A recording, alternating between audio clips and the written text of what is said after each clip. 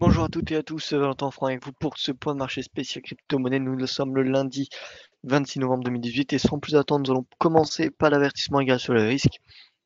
Le trading avec effet de levier amphi, toujours les gains et les pertes. Un compte risque limité prend un risque de perte du capital investi. L'investissement sur compte titre prend un risque de perte en capital. IG, fournit exclusivement service d'exécution d'ordre. Cette présentation est à titre indicatif et ne saurait être considérée comme un conseil ou une recommandation. Alors, bien le bonjour à tous, j'espère que vous allez bien. On va passer tout de suite à l'analyse technique du top 10 des crypto-monnaies comme d'habitude. Alors, donc tout d'abord, on va aller sur le site CoinMarketCap. On a un important sell-off sur le marché des crypto-monnaies depuis une semaine. Le Bitcoin qui a perdu 30%. Est-ce que c'est inquiétant? Alors oui, c'est inquiétant pour ceux qui ont acheté les Bitcoins cette année. Maintenant, voilà, on va voir ensemble que cette réaction actuelle n'a rien d'unique. C'est du déjà vu en 2013. On va voir ensemble tout de suite, vous voyez. Donc ce graphique-là, c'est un article que j'ai écrit, donc que j'ai publié il y a tout cela une petite heure tout juste. Je vous invite à le lire, je vais vous envoyer le lien dans la boîte de dialogue. Alors bonjour à vous François, j'espère que vous allez bien. Moi en tout cas ça va, merci beaucoup. Donc voici ce graphique qui me semble assez intéressant, hein. Donc en fait, on est sur un graphique hebdomadaire sur une échelle logarithmique, ce qui veut dire que chaque pas n'est pas une valeur absolue, mais une valeur relative. En fait, ce pas augmente de plus en plus en valeur absolue. Donc par exemple, on va commencer à 100, puis le deuxième pas ne va pas être à 200, mais va être à 1000. Et ensuite, par exemple, 10 000, 100 000, etc., etc. Donc ça, c'est une échelle logarithmique. Euh, donc là, on est sur une échelle logarithmique tout simplement pour faire beaucoup plus voir les prix passés. Lorsqu'on souhaite voir un petit peu l'évolution du prix sur du très très très long terme sur le marché action, on utilise le graphique logarithmique. Sauf que puisque les crypto-monnaies c'est très volatile, on va pouvoir utiliser le graphique logarithmique dès qu'on regarde sur 2 années. Voilà. Donc là, on est depuis, vous voyez, fin 2013. 2013, on a une ascension de près de 1000% en l'espace de 2 mois, 2-3 mois. Voilà. Bitcoin qui prend 900 voire 1000%. Et à partir de début décembre, on a une baisse en 2013 de 86% qui va durer 13 mois, donc un peu plus d'une année. Ensuite, on va avoir une stabilisation qui va durer un peu plus de 6 mois, en fait 8 mois. Et ensuite, le rebond voilà, le rebond de 166 dollars, comme vous pouvez le constater ici, à 19 000, près de 20 000. Voilà, donc ça fait une belle hausse. Ça fait une belle hausse. Et là, on est en train finalement de faire quoi? On est en train de corriger justement cette hausse. Donc là, la crypto-monnaie perd, le Bitcoin perd 80% quand même depuis ses points hauts. C'est important, mais ce n'est pas plus qu'en 2014, comme on peut constater. Pendant cette période, je vous rappelle, ça a duré 13 mois, il y a eu une baisse de 86%. Là, ça fait même pas 13 mois et on est en baisse de 80%. Donc je ne dis pas que on va faire un bottom lorsque le Bitcoin va aller jusqu'à moins 86% et ensuite ce sera le moment d'acheter. Juste que la réaction actuelle, c'est du déjà vu. Il n'y a pas il y a rien. Enfin, c'est inquiétant, mais il y a pas non, c'est pas non plus exceptionnel, vous voyez. Donc voilà, si on reporte cet objectif de moins 86% par rapport au sommet de 2017, ça va faire un objectif à 2826 dollars. 2826 dollars, c'est 86% plus bas que le prix de décembre 2017. Voilà. Donc actuellement on est à environ les 4000 dollars. C'est possible que le Bitcoin, vous voyez, aille chercher eh bien cette résistance. Alors cette résistance, elle a déjà été dépassée, pardon. C'est possible qu'on a cherché ce support, ce support de septembre 2017 qui était auparavant une résistance en juin. Donc vous voyez, on a eu le breakout, le pullback. Donc là, ces prochains supports, c'est 3000 dollars. 3000 dollars, c'est relativement proche des 2826. Donc voilà, on peut peut-être espérer un retour des acheteurs vers 3000 dollars. Je ne dis pas qu'il faut acheter le Bitcoin à 3000 dollars. Je dis simplement qu'il faudra faire attention. C'est peut-être un niveau de soutien. Voilà. Maintenant, bien évidemment, il faut attendre la réaction du marché pour décider de payer ou non le Bitcoin. Mais en tout cas, ce que je souhaite vous faire voir avec ce graphique, c'est que la baisse actuelle, certes, elle est violente, mais c'est pas non plus quelque chose d'unique. Ça a déjà été vu en 2013. Voilà. Donc là, vous voyez, on avait une consolidation donc de janvier 2015 à euh, à août, donc ça fait 8 mois de consolidation et ensuite on a une hausse extrêmement importante puisqu'on a une hausse de, vous voyez, euh, voilà. 12 000 ce qui est énorme. Alors je ne dis pas encore une fois qu'on va avoir une hausse de 12 000 mais voilà, c'est pas un mouvement qui est exceptionnel. Donc au niveau du marché, la capitalisation boursière a fortement fondu ces dernières semaines. Si on regarde, c'est vraiment voilà, c'est en baisse. C'est passé de 172, on est à 129. Donc voilà, on a une forte baisse du marché des cryptos. Parmi le top 10, bon, on a un rebond comme on peut le constater dans le top 10. Ce qui est intéressant à constater, c'est que depuis voilà 2-3 semaines, on a vraiment le Bitcoin Cash qui devient de plus en plus volatile. En tout cas, c'est l'impression que j'ai. On a des plus 25%, on a des moins 25%, pas tous les jours, mais presque. Voilà, donc c'est le Bitcoin Cash pour le coup, c'est très volatile ce dernier mois. Parmi le top 10, quelle crypto-monnaie surperforme? Eh bien, bon, le Tether, on l'enlève puisque le Tether, vous savez, c'est adossé au dollar, donc enfin, c'est censé être adossé au dollar. Donc voilà, on n'a pas vraiment d'intérêt à comparer le Tether. Mais sinon, voyez, les performances du top 10, ça se joue entre du moins 33 pour Stellar, même moins 41 pardon pour le Bitcoin Cash. Et finalement, la crypto qui surperforme, bizarrement, c'est le Litecoin. Le Litecoin, alors que le Litecoin surperforme depuis le début de l'année. Voilà, le Litecoin qui surperforme cette baisse. Donc voilà, Litecoin, 31 dollars. 31 dollars, l'Ether, enfin l'Ether, oui, qui est passé numéro 3 en termes de capitalisation boursière, 114, le XRP qui est à 0,37. Voilà, écoutez, on a en tout cas l'ensemble du marché, vous voyez, qui est dans le rouge. Il faut remonter au 31 à USD Coin, je ne sais même pas ce que c'est, à mon avis c'est USD Coin, ça me fait penser à un coin qui est à 200 dollars comme le Tether, qui est en hausse de 10%. Voilà, sinon on a le Bitcoin, voilà. Parmi les majeurs, on n'en a aucune qui a survécu à ce sell-off du marché. Est-ce qu'on peut anticiper un rebond? La réponse est oui, mais on n'a pas les signaux techniques. Si on regarde, vous voyez, le Bitcoin en 4 heures, par exemple, si nous regardons en 4 heures, vous voyez, c'est un couteau qui tombe. On n'a pas vraiment de signaux. On n'a pas vraiment de signaux.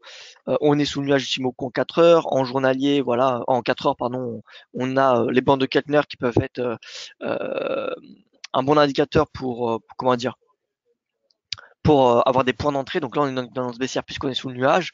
Et quand on est sous le nuage, eh bien, on va chercher que des signaux vendeurs. Et donc, dès qu'on a une clôture extérieure des bandes de Keltner, ça peut être interprété comme un signal qui est baissier. Voilà, donc ça c'est pour le Bitcoin. Bitcoin qui est en baisse, voyez, indiscutablement. Et tant qu'on est en dessous de la moyenne mobile à 20 séances, 20 jours, qui est en noir ici, eh bien on restera sur comment dire, du moyen terme dans une tendance qui est baissière. On continue avec le XRP qui est en baisse, mais voilà, qui quand même résiste assez bien. Bon, on est sorti par le bas du triangle, c'est un signal donc baissier. On est venu à ce support qui était auparavant une résistance.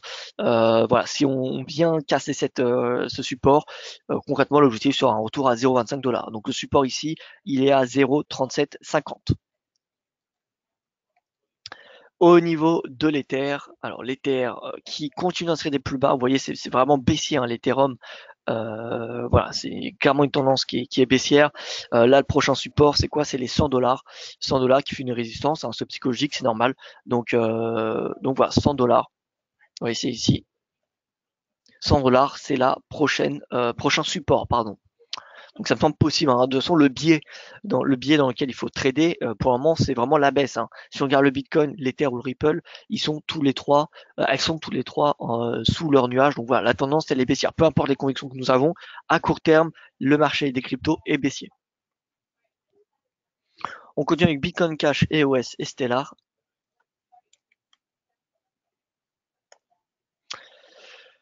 Alors, Bitcoin Cash, là, on n'a pas assez d'historique. Voilà, Bitcoin Cash, bon, plus bas annuel, presque. Ah non, vous voyez, le plus bas annuel, ça a été fait bon, le jour de la cotation. Donc si on enlève ce jour-là, on a fait un plus bas annuel, voilà, 146 dollars. Écoutez, c'est pas parce qu'on a un plus bas annuel qu'il faut forcément payer. C'est pas considéré comme un support, un plus bas annuel. Vous pouvez regarder des actions qui sont dans le S&P 500 et qui font des plus bas annuels, voilà, et qui peuvent en faire pendant de nombreuses années. Donc c'est pas un plus bas annuel, ça doit pas être considéré comme un niveau de support. Voilà, c'est au contraire, ça veut dire que c'est extrêmement baissé, c'est-à-dire qu'il n'y a pas d'acheteurs qui se présentent depuis le début de la baisse. Enfin, en tout cas, pas d'acheteurs majoritaires.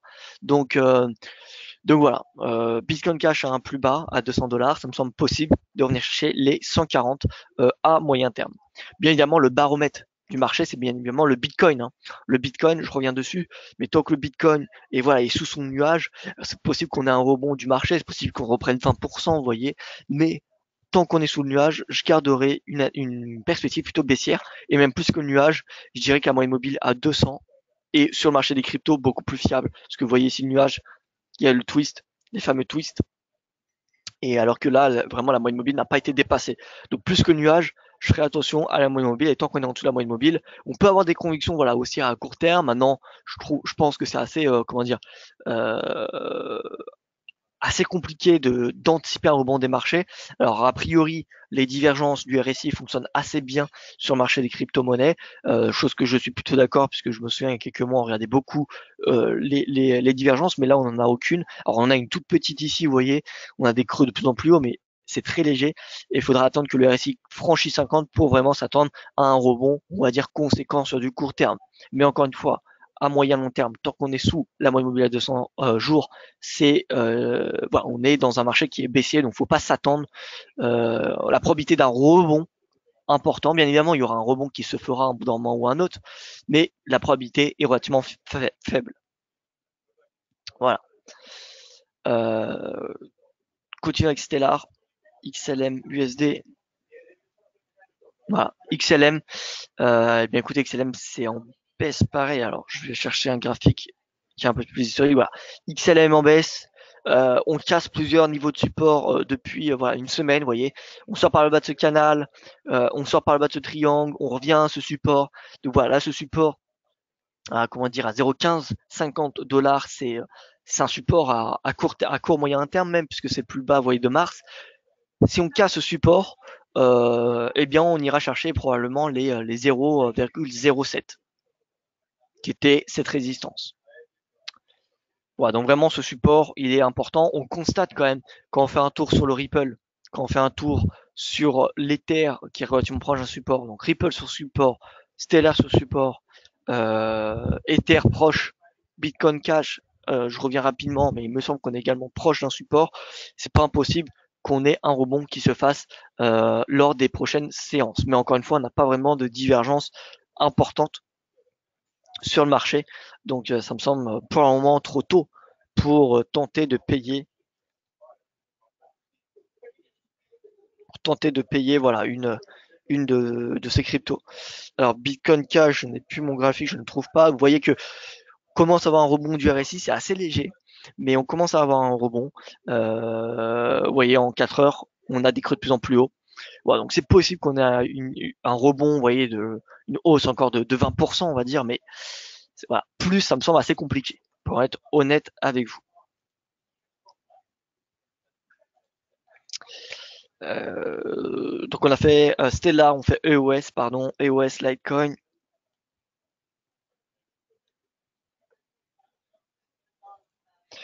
EOS, la voici. Alors, où sont passés tous mes graphiques?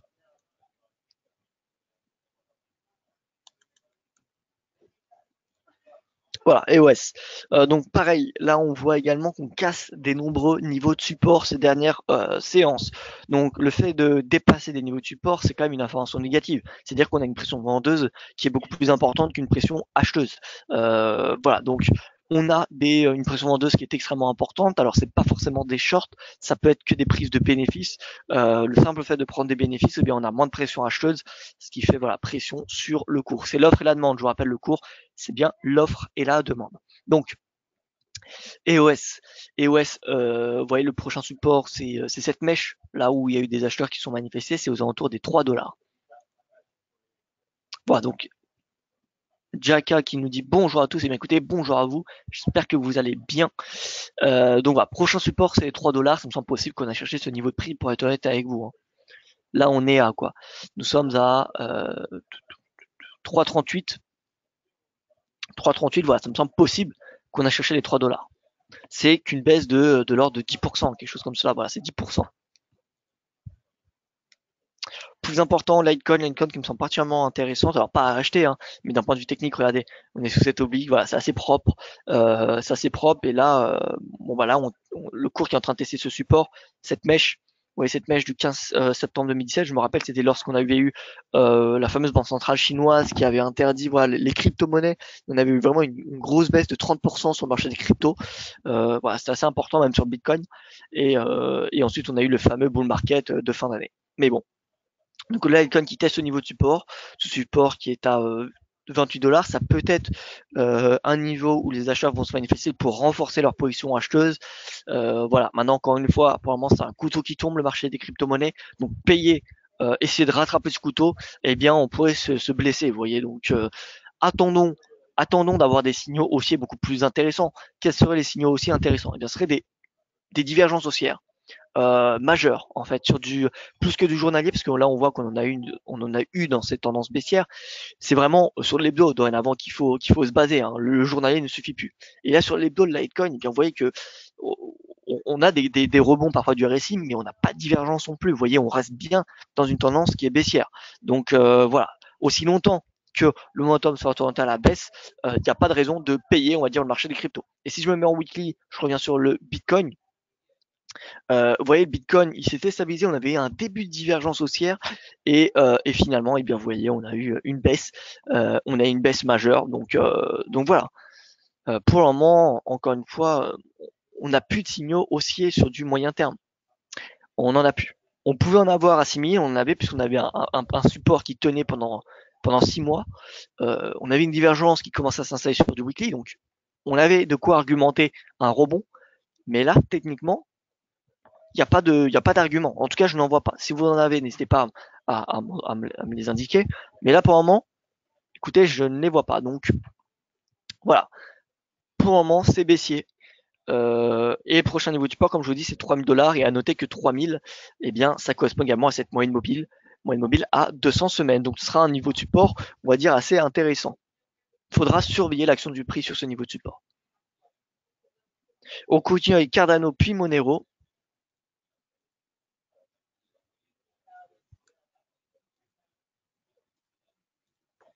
Alors Cardano, pareil, on a une belle oblique baissière, ça ressemble assez au Litecoin techniquement. Bon, on est en territoire inconnu. Donc là, concrètement, c'est les subs psychologiques qu'il faut aller chercher, hein. C'est les subs psychologiques. Alors attendez, oui.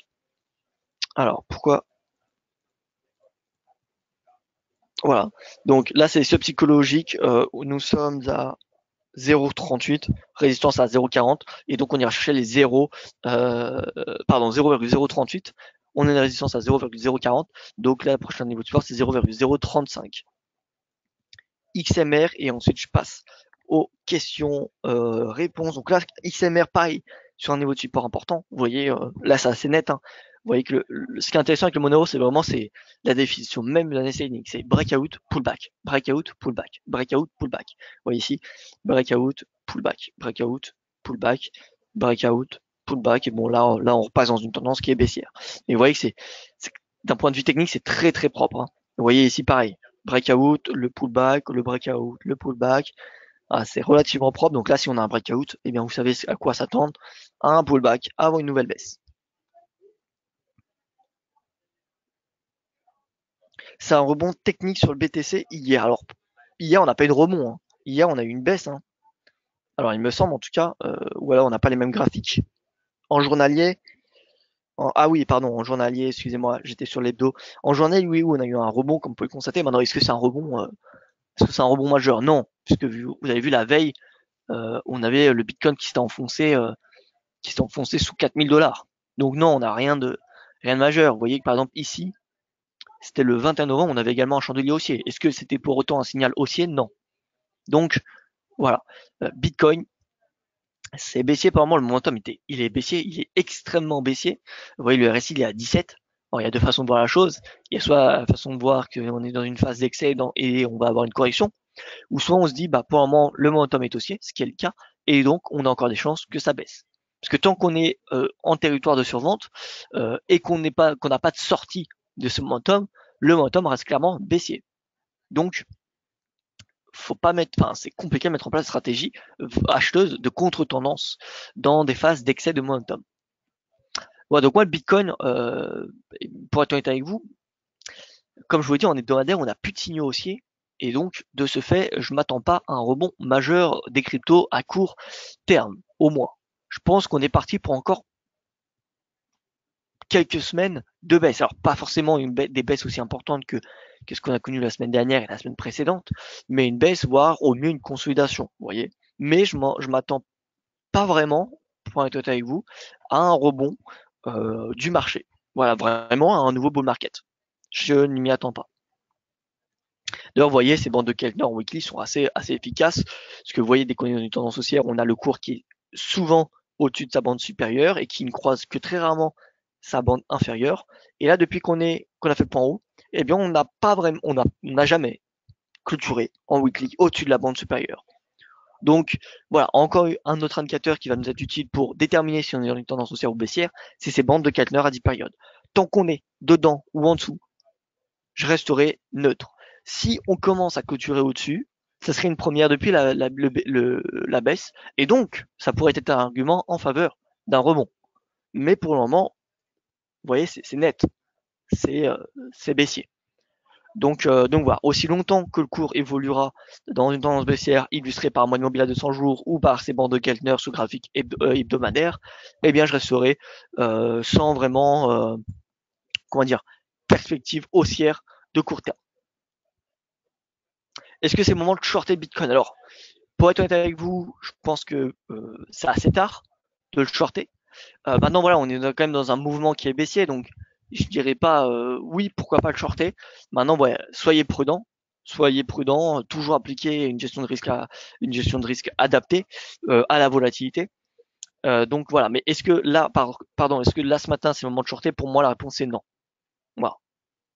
Pourquoi? Parce que là, on est quand même dans une phase où le RSI quand même s'aplatit. On n'est pas à l'abri d'avoir une consolidation, voire un tout petit rebond à très très court terme. Donc voilà. Par contre, attendre le pullback pour le shorter, là, pourquoi pas. Par exemple, si on a un retour à 4970 qui était ce niveau de résistance, vous voyez. Donc si on a un retour à ce niveau de prix, là, ça serait par contre un niveau de prix intéressant pour shorter le Bitcoin. Voilà. Mais est-ce que là, ce matin, c'est le moment de le shorter? Voilà, moi je dirais que non. Pour être tout à fait franc avec vous. Parce que je pense qu'on est en fin de mouvement baissier de court terme. Je pense qu'on va arriver dans une phase de respiration, voire peut-être de rebond, mais quand je dis de rebond, c'est pas un rebond majeur, hein, c'est du plus 10, voire du plus 20%, allez. Mais voilà, je m'attends pas beaucoup plus. Je pense que pour le Bitcoin, il faut shorter lorsqu'on a un breakout. Vous voyez, à ce moment-là, quand on a un chandelier comme celui-ci, qui suit un breakout, donc ça, c'est une indication particulièrement baissière, hein. C'est-à-dire qu'on a une pression vendeuse qui se déclenche. Ça, c'est-à-dire qu'on a des ordres, on a des gens qui sont manifestés en excès à ce niveau-là. Et des gens qui sont sortis d'achat. Voilà. Donc si on a un breakout, vous voyez là, imaginez on fait un rebond. Donc on fait un rebond, donc on a un support qui est ici, voilà. Voilà, on a un rebond. Hop. Alors. Voilà. Et on a le breakout. Donc rebond, breakout, c'est à ce moment-là, faut un chandelier important, hein. Si on a un petit chandelier, ça met un petit peu en doute le breakout. Mais si on a un chandelier important qui fait le breakout de ce plus bas, ça serait un signal baissier qui permettrait cette fois-ci de passer à la vente. Ou soit on décide de vendre le pullback. Donc là on a une résistance, vous voyez, en bleu. Donc soit on attend le pullback ici pour passer à la vente. De toute façon, pour passer à la vente, c'est soit stratégie de breakout, soit stratégie de pullback. Soit à la vente ou à l'achat. Voilà. Donc on vend pas à n'importe quel prix, on n'achète pas à n'importe quel prix. Voilà donc pour ce point de marché, écoutez, moi je n'ai rien d'autre à rajouter. Merci pour votre attention. Je vous souhaite une excellente journée. Si vous avez des questions, n'hésitez pas à me les poser en commentaire puisque cette vidéo sera disponible dans très peu de temps sur YouTube. J'essaierai d'y répondre le plus rapidement possible. Et voilà. Excellente journée à vous. Je vous dis à la semaine prochaine et soyez prudents sur les marchés.